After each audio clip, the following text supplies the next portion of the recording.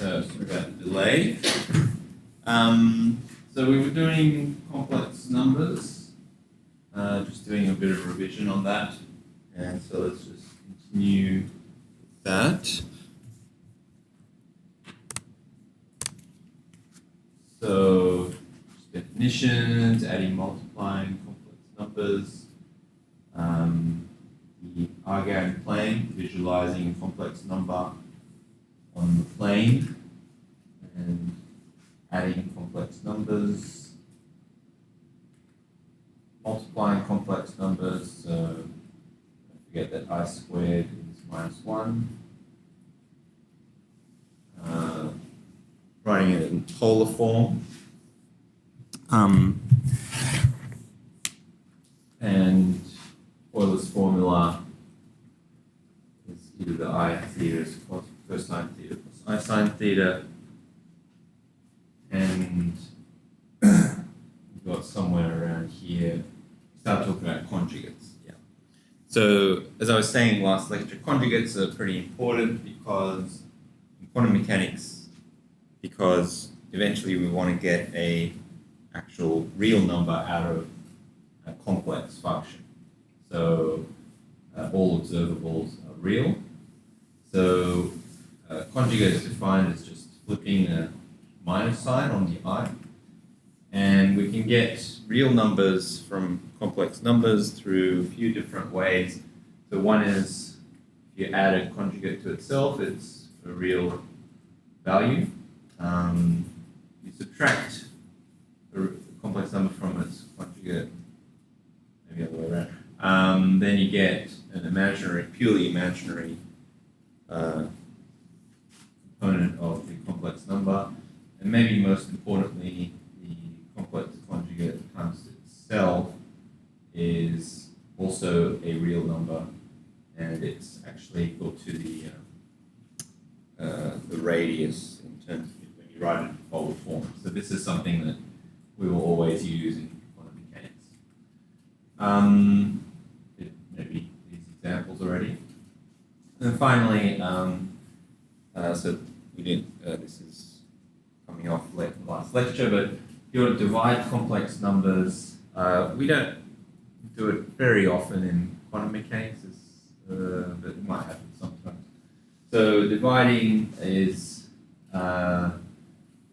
most easily done in the polar form, so of course this is correct.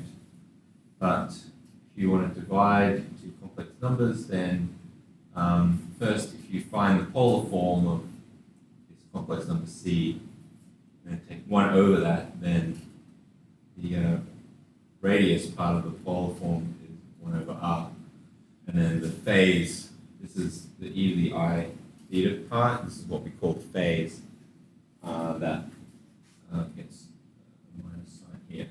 So if you want to divide two complex numbers, then we simply divide the radiuses by each other, and then it's the phase part of it is a difference in the phases. So because this one will have a minus sign, this will have a difference of phases.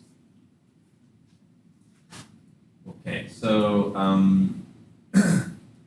yeah, so polar form is often the easiest way, but of course you can do a bit more algebra and do it just in the regular Cartesian form.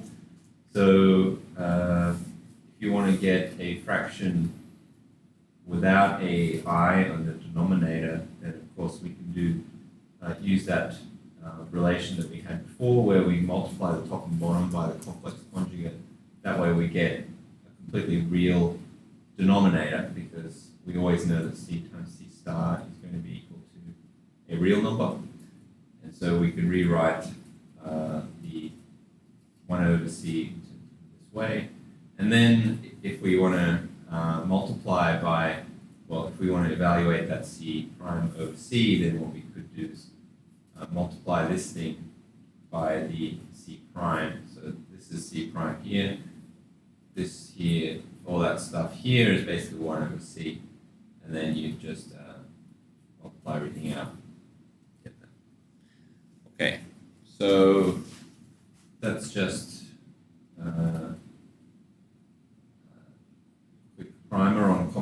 numbers. So what would be this quantity? C over C conjugate, where C would be 3 plus 3i.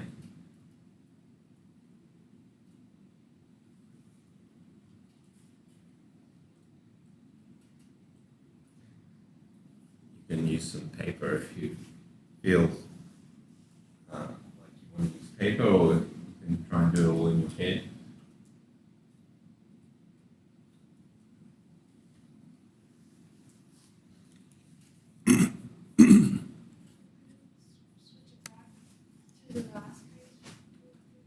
This one? Actually, this is probably an example where this one might be an easy way to do it. So, just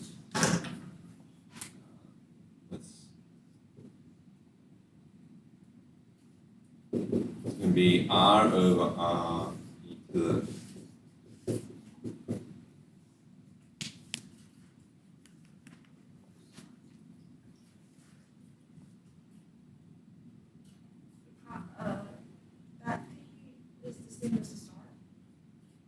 It's not. This is general. So this is just one complex number. Here's another complex number. And this is a specific example of that where, well, okay, it's a bit funny. C prime is C and then C is C star.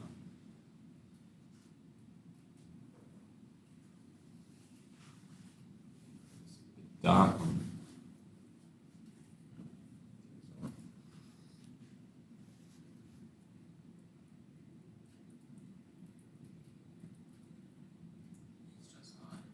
Yeah, I.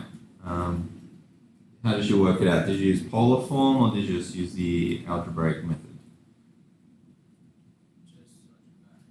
Yeah. Of course, that's totally fine. The reason why I say polar form is easiest is because in this case, so 3 plus 3i, if you write it in polar form, so if we plot this on the Argand plane, so maybe you could press the, yep, Q.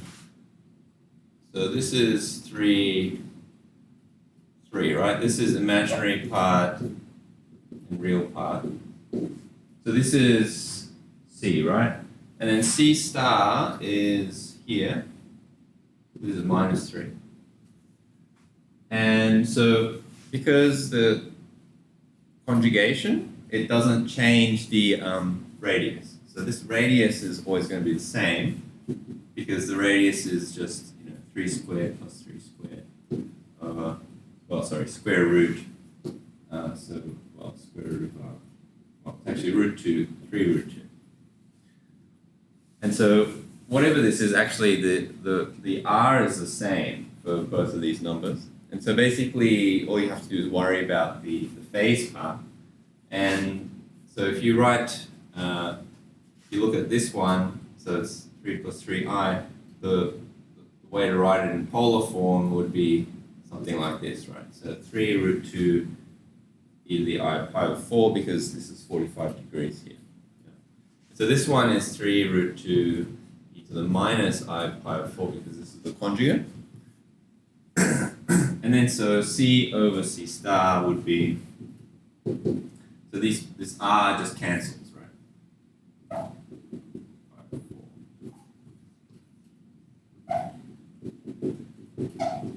So this stuff just cancels, that's why it's kind of simple to write in polar form. And then you just have to worry about this phase part of it. And the phase part is e to the I pi over 2, and that's R. So, yeah. Okay, I think that's it for the complex numbers. Probably okay with, yeah, okay. All right, so let's, that's sort of part 1 of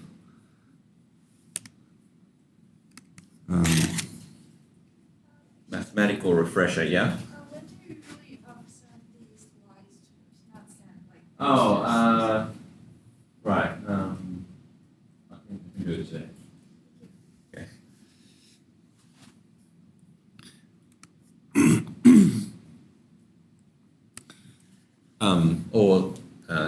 I think these are basically the same as last year's YouTube lecture. So if you look in the description of any of the YouTube videos, then you'll find it. But I'll upload it to Brightspace. Okay, so the next one of mathematical revision is linear algebra. I've split this into two parts, just so it's in two bite-sized pieces, but it's really just all the same thing. Well, firstly, I took this kind of revision set from the appendix of this Griffiths. Griffiths is one of the recommended texts. So kind of want to something that's not slides that goes through this stuff, then this might be something you could look at. Again, it's very short and just to the point. But basically, I don't know if this is real definition exactly, but at least for the purposes of what we're doing in this course, the linear algebra is essentially a generalization of vector spaces. So I'm sure you're all familiar with vectors. You didn't start to do that in high school. So we're very familiar with the concept of vectors and probably matrices too. But then we are going to combine this with sort of complex numbers and also deal with vectors in arbitrary numbers of dimensions. So we want to have vectors of any length. That's basically what linear algebra, at least for our purposes, is. And we'll be using a bit of a funny notation, perhaps if you've seen this before. This might look a little bit strange to you, but so this is another good reason why we want to do a little bit of this mathematical revision, because quantum mechanics uses a bit of notation which is a little bit not the conventional notation that you use in linear algebra. So I want to introduce that notation here. So of course, I'm sure you all know vectors are some quantities that have a magnitude and direction. And we have scalars, only have a magnitude. And what we're going to do is we're going to write a vector such as this in terms of this notation. And we're going to call this a ket. And it's called a ket because later on we'll have something that looks like this. And this we'll call a bra. And so it's called a bra and a ket because this is bra, ket. It's a bracket. Okay. I forget who made this up. It might have been Dirac.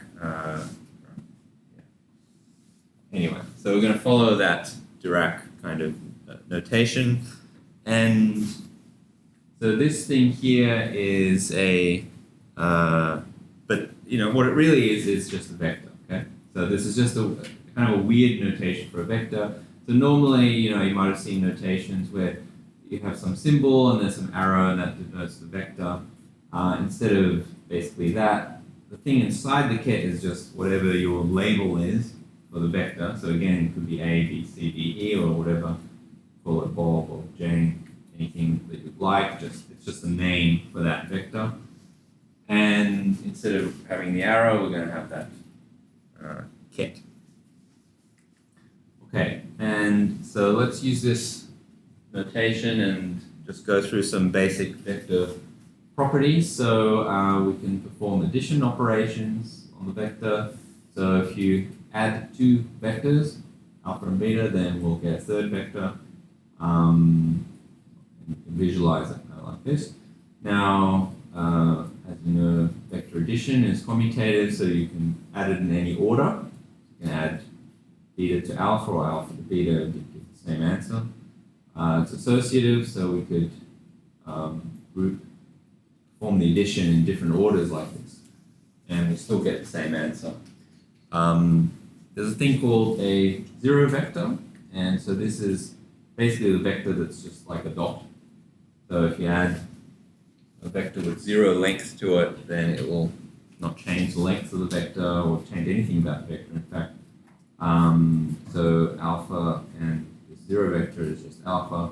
And there's also the inverse vector, which is the vector which is the opposite vector to itself. So actually we're writing it like this, like alpha plus with the minus alpha in the front, in the middle, just to call it the inverse vector. But actually minus alpha is actually also just minus of the alpha. But we'll get to that point in a minute. So of course, if you add the vector to its inverse, then it will come back to the null vector, not 0 vector. Okay, so that's addition of vectors. What about multiplication? Well, there's several types of multiplication that we normally deal with in linear algebra.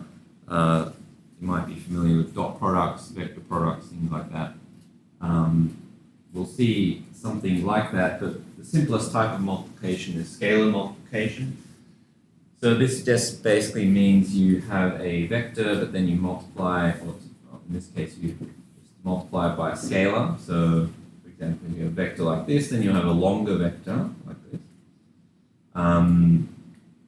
Such scalar multiplication is distributive, which basically means you can expand out coefficient, where you can group the vectors, and then so if you're multiplying basically the sum of vectors, it's also the same as if you first do the multiplication then add them. Similarly, with an expression like this, you can add the scalar part and then it distributes out.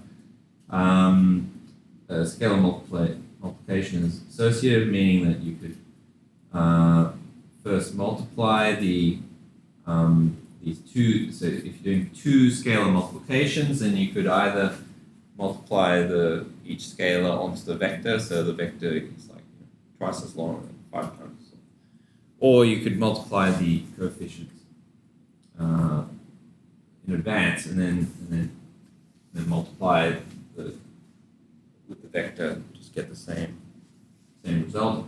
Multiplication by 0, if you multiply by 0, then basically you get a vector with 0 length, which is the 0 vector. Multiply by 1, of course you get the same vector back.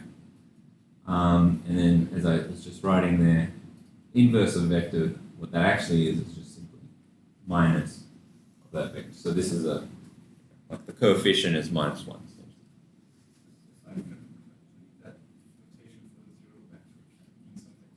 Yeah, that's right. It's a bit. I also don't like this notation, but it makes sense within this. But what you're thinking of is, like, for example, in quantum mechanics, you might. Like in this course, what we'll actually often use is that this 0 is not the 0 vector, but actually the 0 means just logical 0. So that, if you're using it like to encode information, then on say a qubit, then one state would call 0 and one state will call 1. And what that means is like logical 0 and logical 1 in terms of information. Here, what that means is actually 0 vector. And actually, I almost never use this notation myself. But, basically, the point ultimately is that, like, I was confused by, so is there like a rule of like what to put inside this ket? Like, is there like some kind of rule of, there's some systematic way of labeling it? The answer is that there isn't really. It's just a name for a vector, right?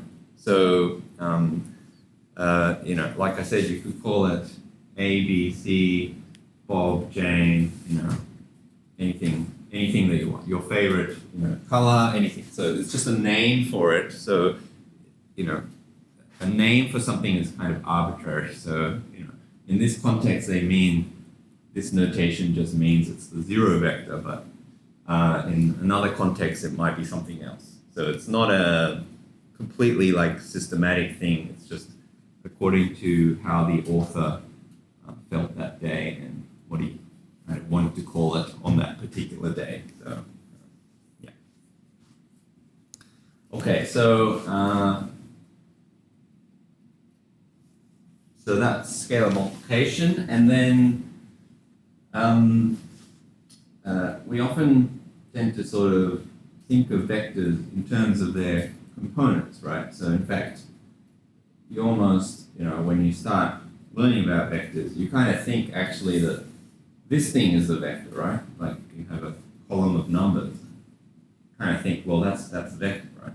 Well, it's not really, that's actually not really the vector, that's actually just the components of the vector, and it's not really the vector because it's this column of numbers is completely dependent upon what axes you happen to choose, right? So here you've got a vector like this, and if I choose some coordinate axes like this, then I'll get a couple of numbers like this one to tell me that this vector has this coordinates. But this is only true for this coordinate system, and if I chose a different coordinate system, maybe this is rotated or some other orientation, then of course these components will be different. But the vector itself is a kind of an entity in itself, and it doesn't change because you chose some different coordinates. Anyway, so but often, I'll kind of say equals. It's not really equals, but kind of physicist sloppy kind of mathematics. And so you kind of say that, well, here's the vector, and here are the components associated with the vector. So yeah. Okay. So so how do we get from the actual vector itself? So even though I wrote equals, it's not really equals. It's just sort of kind of an equivalence or another way to write it, or how do I get from this vector to these components of the vector? Okay, I'm jumping ahead here. Maybe I'm jumping ahead. Okay, I'm slightly jumping ahead. Okay, so no, not really. Okay, so how do I get from the vector itself to these components? Well, basically, this is where we where we can define like unit vectors that are along the coordinate axes, right? So here's my coordinates here, and then if I define unit vectors like E1, E2, then what I can do is I can reconstruct this vector by doing a linear combination of these two unit vectors. So for example, if I wanted to reconstruct this vector here, then what I'd do is like I'd multiply E1, so it's like same length in the x direction, multiply E2 by some number, so it's the same length here. Then if I add those two vectors, then I'll reconstruct this one. So that's, and then more generally in any dimensions, then you'll get something like this. So we can reconstruct or have components of vectors, and so these numbers, the coordinates, are basically just these coefficients that you multiply each of the unit vectors.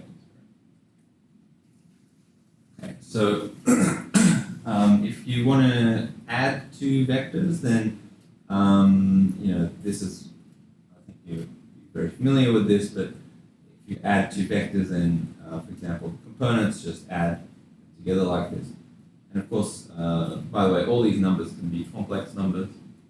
So if you've got like A1, A2, so forth, then these might be complex coefficients on these unit vectors, but you can just do complex addition here, and that would be the components of the summed vector. You could do scalar multiplication, then you can multiply the vector, then of course this just multiplies by that scalar for all components. The null vector in the coordinate representation is all zeros. Inverse vector just multiply by -1 everywhere. Yeah, I've already said that. Okay, so we build practice. So alpha plus 2 beta. What is the total of that?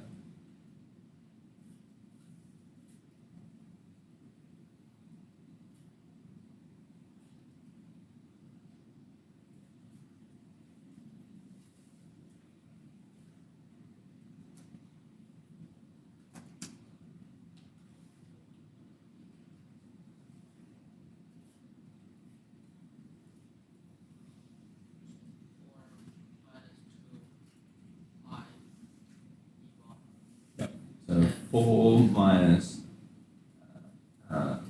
was it 2i? Yeah, 4 minus 2i, right. It's times 2 of this one. And then, yeah, I. And this one, beta minus alpha.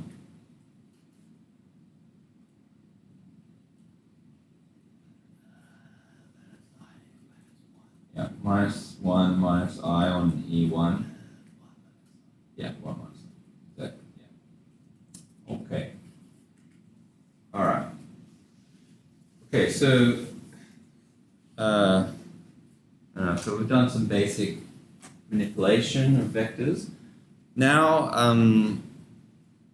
this is something which at least you don't initially encounter with vectors.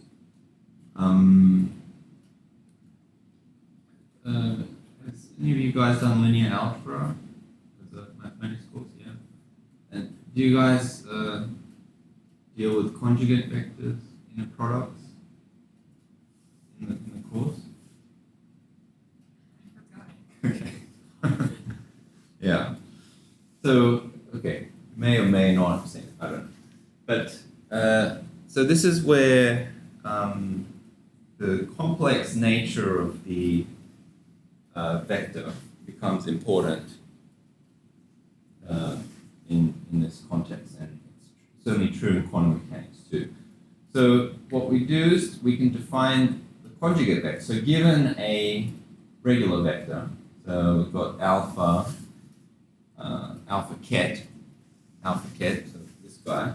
Given that, and that has coefficients of a1, a2, an, we can define the conjugate vector as something like this. So here's just, this is actually a definition. And so what we do is actually we apply the complex conjugate of all the coefficients. So notice now it's a1 star, it's a2 star, an star. The original vector has no star. And also the unit vectors are also all conjugate versions of themselves. And the conjugate vector is kind of in this dual space, and it's also itself like a vector space as well, but it's like it's living in a parallel vector universe. So we've got the regular vectors, and then we've got the conjugate vector. And there's a map between each vector and its own conjugate vector, right? And so if we were to visualize this thing in terms of the space, we'd have something very similar, except that unit vectors are just the conjugate vectors. Notice all these kets are pointing to the left. So they're bras here, right? Bra. So these are all bras, and the conjugate vector has actual coefficients of a1 star, a2 star. So we can write the coordinate representation of this as a1 star, so forth, an star. And one difference, so maybe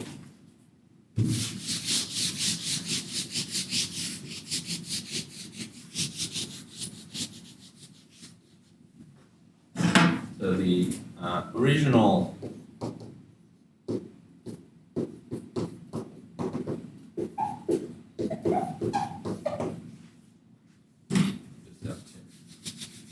the original thing was like this, and then the original vector we write as a column actually, right? And then these bras, there's some mapping that turns the vector into its conjugate version. And these have complex coefficients. And then the way that we kind of write it, this time we write this one as not a column vector, but as a row vector. And these coefficients are like this. Okay. So you can kind of, one way to rationalize of like why should we define conjugate vectors like this? One way to rationalize it is to say that, well, the regular vectors are columns in terms of this matrix type of representation. The conjugate vectors are rows, okay? So they're horizontal. And because we can either have vertical or horizontal, we should distinguish between those two things. And this naturally leads on to the idea of the inner product. So if one is a column and one is a row, then it's natural that you would say multiply these guys with each other, because you can't really do a matrix multiplication of two columns, right? Like how do you not really multiply very well? But if you've got a column and a row, you can certainly do the matrix multiplication. So this is kind of why it's natural, or this is a kind of a nice notation to have you have the kets like this and you have the bras like this, right? They're kind of naturally made to go ka-ching and then form a number. It's like pieces of a puzzle that kind of lock together and then finally gives a number. So you can do a kind of a multiplication between a bra and a ket, conjugate vector and regular vector, and it's basically associated with this kind of row vector or column vector multiplication, and you get basically the number output like this. Okay? And if this looks a lot like dot products, right? So dot products are basically like inner products actually, but normally we didn't really deal with complex numbers, so we didn't really have to think so much about this complex conjugation step actually, because often we were, well, at least in physics at least. So at least in physics, you might encounter dot products when you're dealing with, for example, forces or something like this, finding a component of a force in some direction. But these are all real vectors, so we didn't really ever have to do any complex conjugation. But in quantum mechanics we do, and in fact this complex conjugation is very important because, again, without it we're not going to get real numbers out of our calculations. But many of the interpretations that we have for this inner product is very much like the intuition that you have for the dot product. So we know from the dot product, if you take two vectors and the dot product is 0, basically means it's orthogonal. Right? So when you just do regular dot product, you would, if you're familiar with stuff like this one is AB cos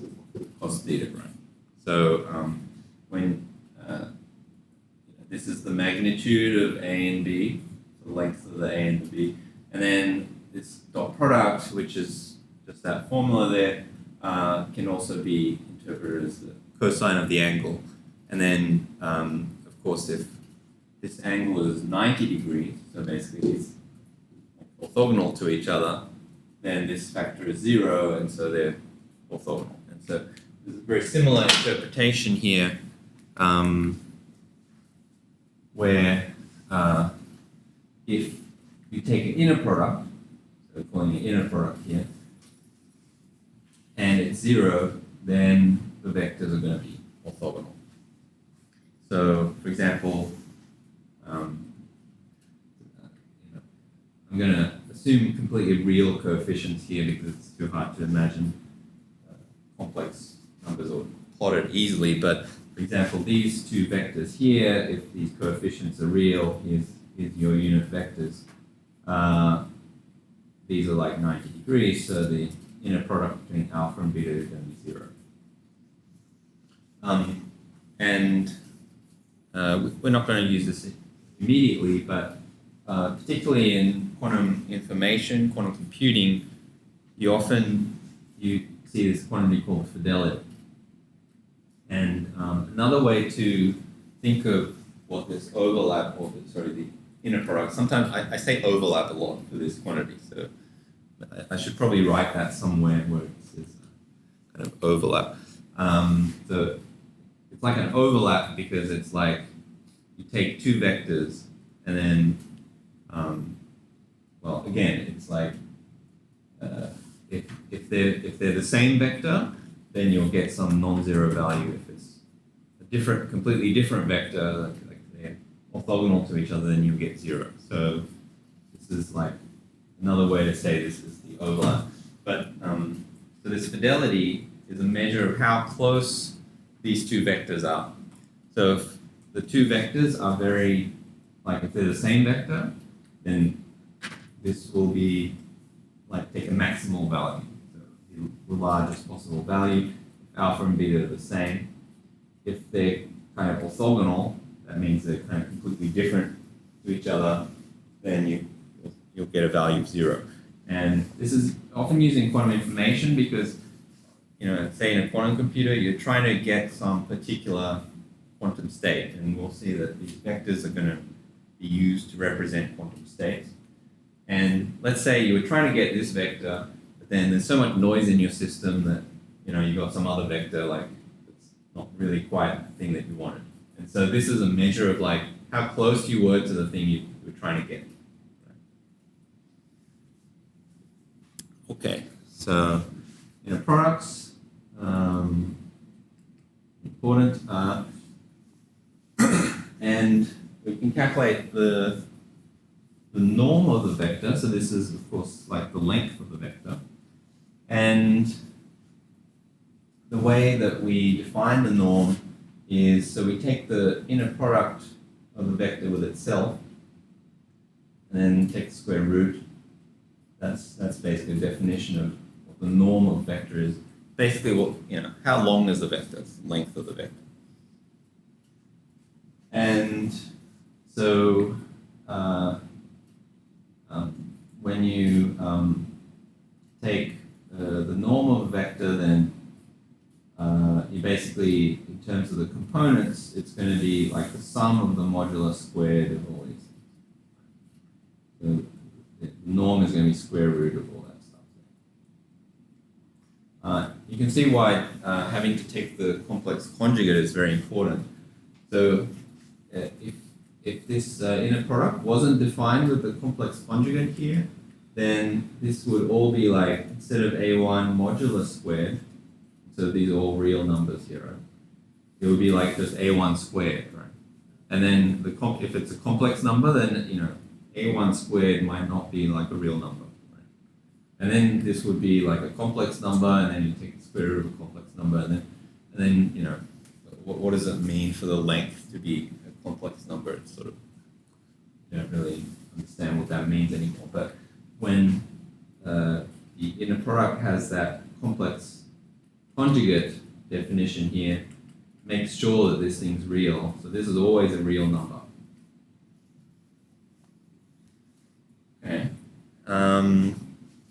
So unit vectors like the E that we encountered before, these have a length of 1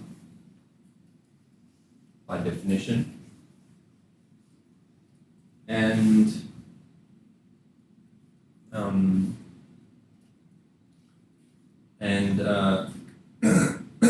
we can work out what the components of a vector are. So let's work that out. Components of a vector.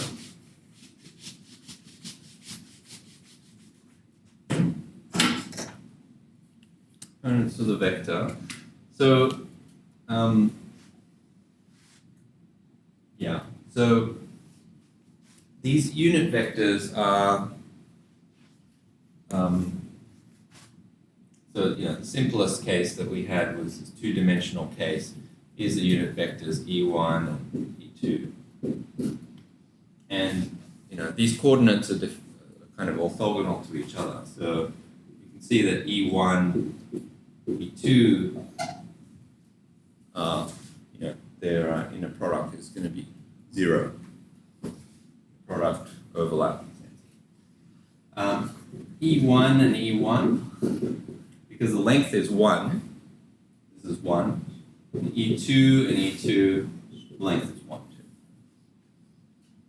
So the meaning of this thing, sorry, I didn't really define it on the slide, but this is a so-called Kronecker delta symbol. Have you guys seen the Kronecker delta? Okay, so that's basically what that means. If they're different, it's 0. If it's the same, it's 1. So this is a super useful relation because it allows us to pick out the coefficient that's sitting out in front of these. Okay. So for example, if I did E1 of alpha, then this would be E1 times A1 E1. Let's just do a three-dimensional example here. And by using this orthogonality property, so when you do E1, and remember these are call it distributed. Yeah. So when you multiply this E1 on each of these terms, then this is going to give A1 E1 E1, A2 E1 E2, A3 E1 E3. Okay. And then if we use this relation here, this is 0, this is 0, and then the only one that survives, and this is 1 even, the only one that survives is this term. And so this one, it just picks out the coefficient that E1 has. So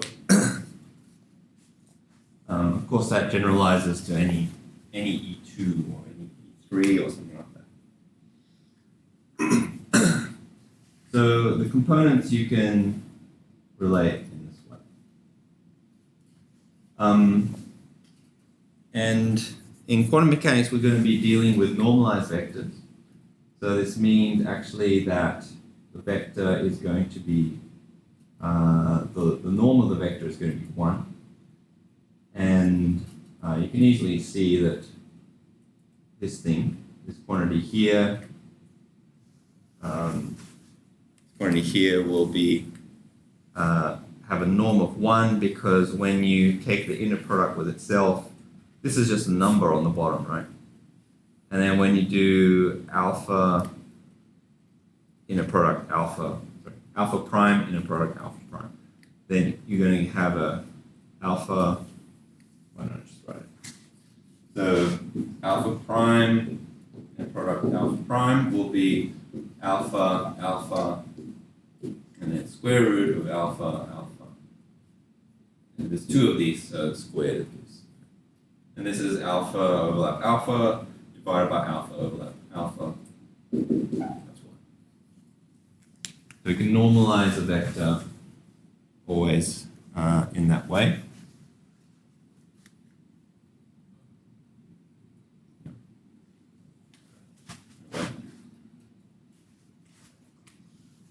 Okay, so just a bit of practice. Find inner product of alpha with beta, so alpha bra ket beta.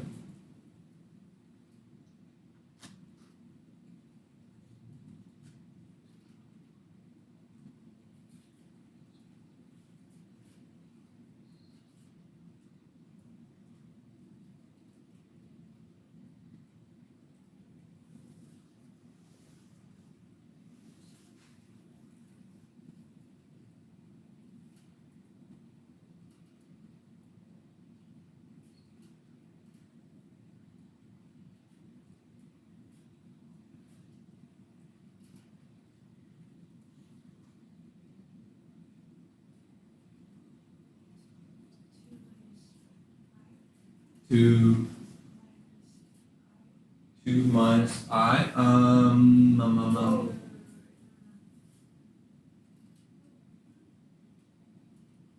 we use the 2 times 1 minus I plus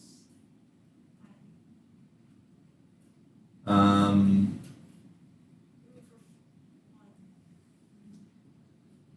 Sure. Yes. Use this stuff here. Do we just use the components? Yeah.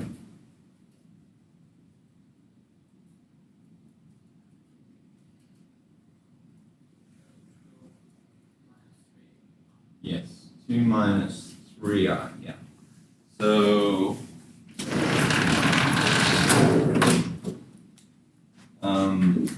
So alpha beta in a product is, so first let's write alpha conjugate vector.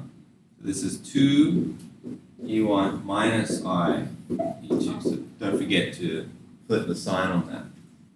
And then this one will be just the regular vector 2. And then these, remember, these are orthogonal to each other, so you just look at it component by component, right? So it's 2 I minus 1. Okay, I won't write it.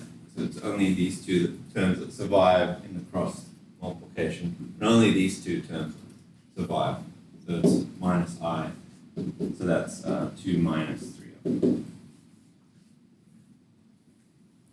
Okay, what about, so how do we, what's the result of normalizing that vector?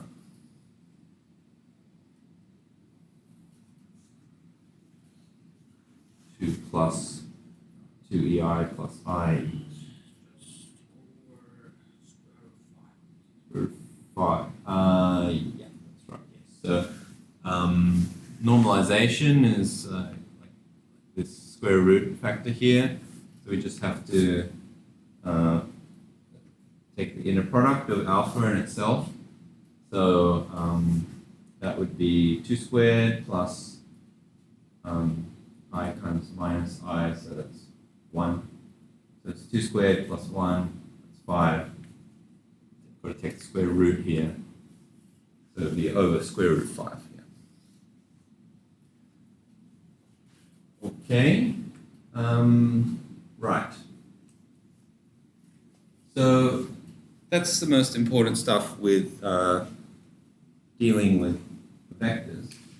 But what we will also want to do is to manipulate the vectors too. So this is where operators come into it. So operators, the way maybe you can think of it is, you can think of it like a little machine that inputs a vector, does some stuff to it, outputs possibly a different vector. Okay. So this operator is just something that takes a vector as the input and has a vector as an output. Now, of course, that's very general. You can define an operator to do anything. It's still a very general definition.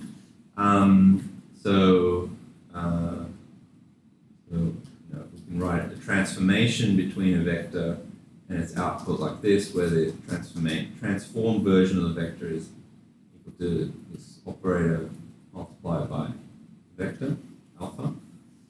And we're going to be just dealing with linear vectors. And what linear basically means is that the operator acting on the sum of the vectors, maybe with some coefficients too, is going to be the same as the sum of the operated vectors.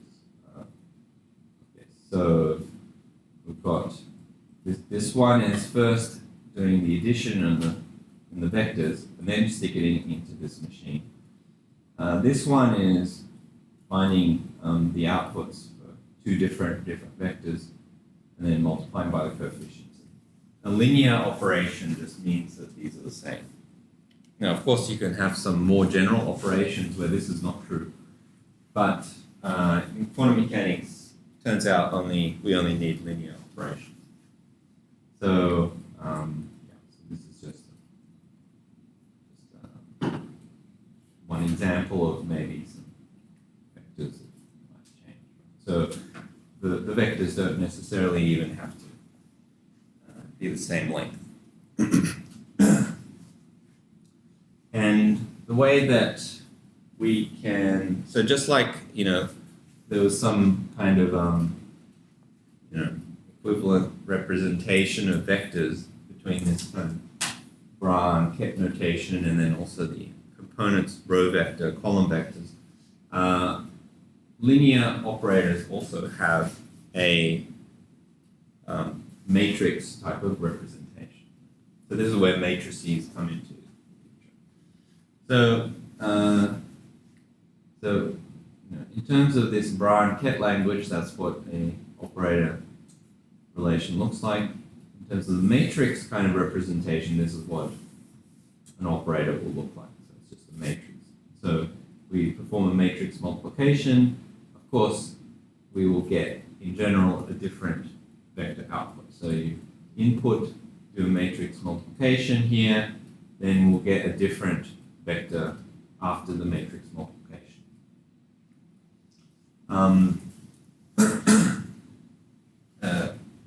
We can actually, yet another way to write it. So remember we were writing vectors like this, right? So the operator actually we can write in this way. So what's up with that notation? So let me maybe.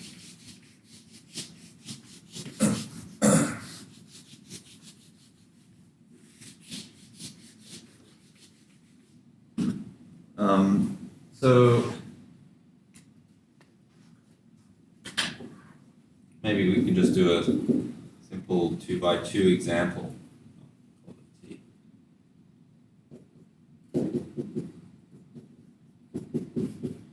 So if that's the matrix representation of the operator, we could equally write this also as, so these are just numbers in some matrix, obviously, right? We can also write this as something like this.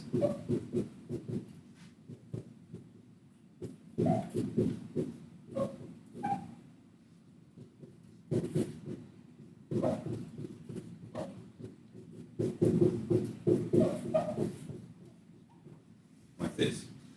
And just to kind of prove to you that I'll get the same result if I do a matrix multiplication as this one. So suppose I got like my vector and in the matrix language, suppose it's like this.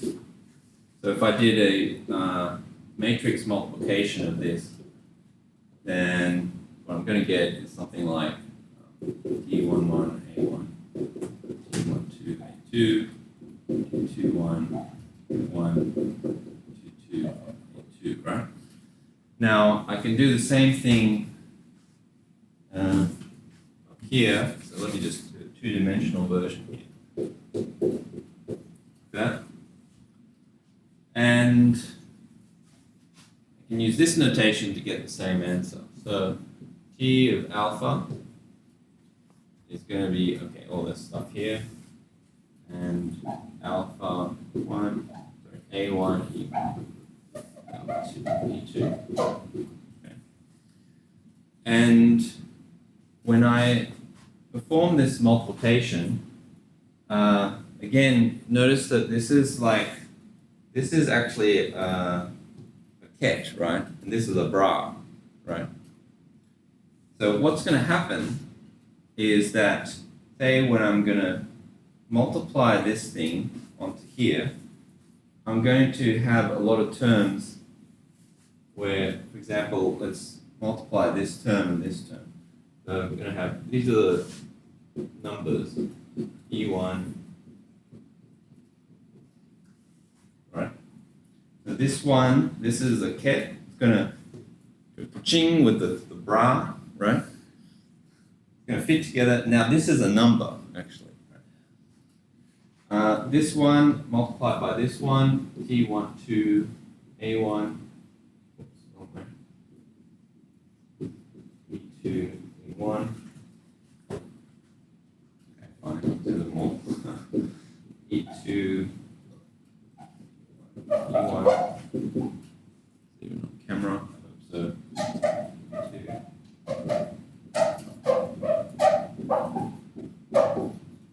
Okay, and then there's 4 other terms, okay? 4 other terms. But let me just do this first set here. So this is 1, right? This is 0. This is 1, and this is 0. Yeah.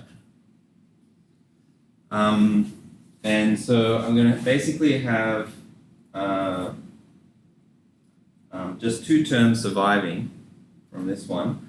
And then for this one, let me just skip ahead and do it a little bit easier, because I already know that a lot of these ones are going to be 0. So this one and this one is going to be 0. This one and this one is going to be 1. So I know that that one's going to be have T2, P1, 2, A2. This one and this one is going to be 0. This one and this one is going to be 1. A2, E2. Okay, and then now we can, oops, forgot about already the vector part.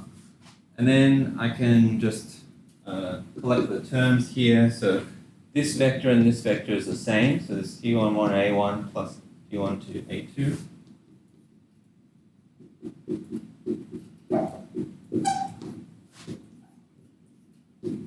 And we've got this term, this is E2, and this is also an E2. So let's just collect those terms. I feel like I've done something wrong.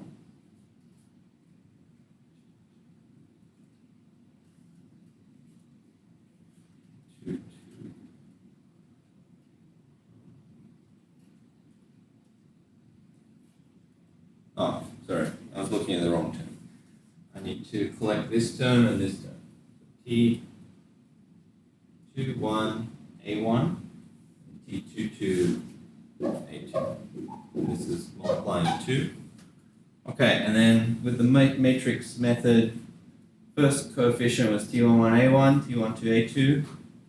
That. T21 A1, T22 A2. That. Okay. Yep.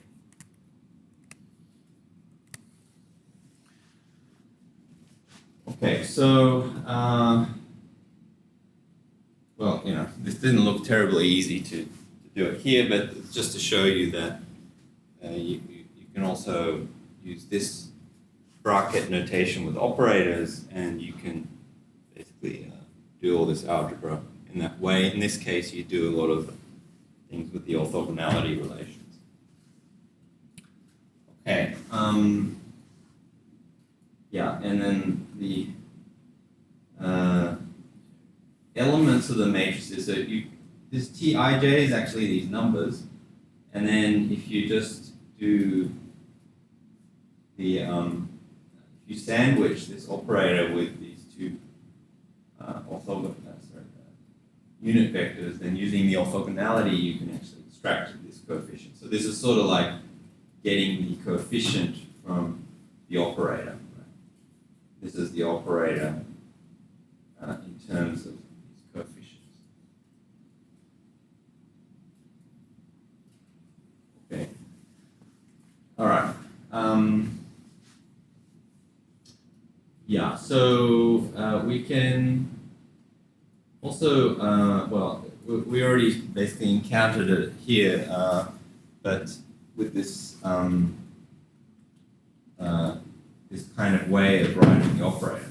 So this thing here is what you call an outer product. So as opposed to an inner product where you have a bra and a ket, or a conjugate vector and a vector, ching, and then you get a number. In this case, actually having it kind of the reverse order, you actually end up with an operator instead. So instead of a number, scalar, you have an operator. And so we can actually do that with any two vectors. Well, it wasn't just the unit vectors that we can do this, we can actually do this with any two vectors. And this is just like the fact that if you perform a matrix multiplication, but then you have a column vector and then a row vector later, and then you do the matrix multiplication, actually then you'll actually have a matrix. Right? And a matrix we know is like an operator. So actually this thing is an operator.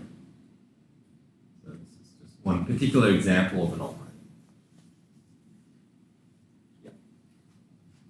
I think this basically, yeah, so for example, in this example that we just did here on the board,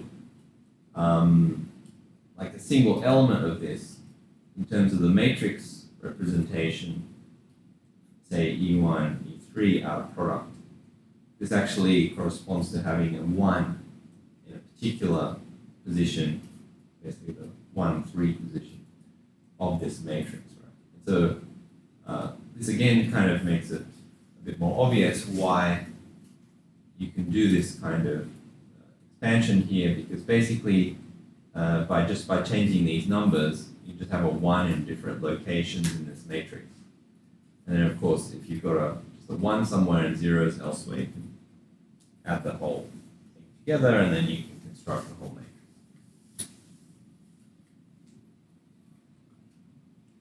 Okay, all right, so probably one of the last slides in this set, but why don't we do a quick example here. So find z times alpha. So these are defined here. Actually, these will be examples that we will be using in quantum mechanics, and the notation looks a bit already quantum mechanical-like. So kind of good practice. So first find z times alpha.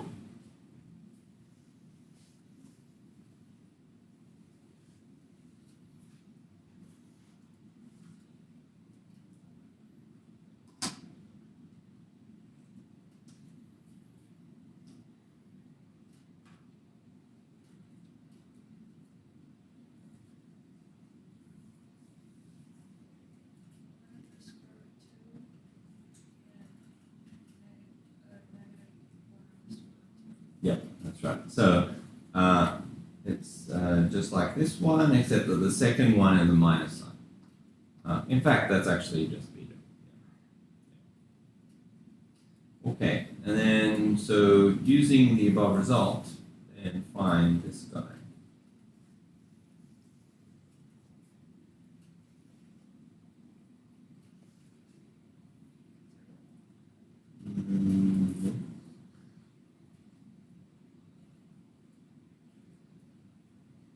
You might have done alpha times beta, but yes, alpha times alpha in a product beta would be 0.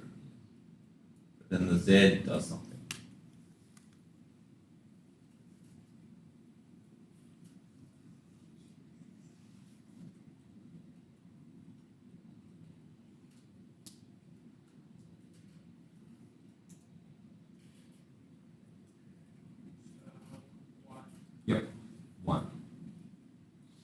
So, so we just said in part 1 that z times alpha actually was beta, right? And so it's basically doing beta in a product with itself. So it's actually beta in a product beta. And so if you do that, then, well, the scalar part is just a half. There's 2 factors of 1 over 2. And then inner product of this one with itself is just 2, because so basically beta z alpha. Oh, sorry, this is a conjugate vector, so it should be like a row vector. Okay, and then just do that. Plus 1. But yeah, you can certainly tell it has to be non-zero because it's the inner product with itself. And unless it's a 0 vector, it's always going to have some non-zero value. Okay, right. All right, so maybe we just leave it there, and yeah, we'll continue next lecture and finish off with the algebra there. And don't forget, homeworks will be due next week, unless you have them today. Not next week, next lecture. Yeah, would you want a paper copy or we can just send? Either one, email is fine too.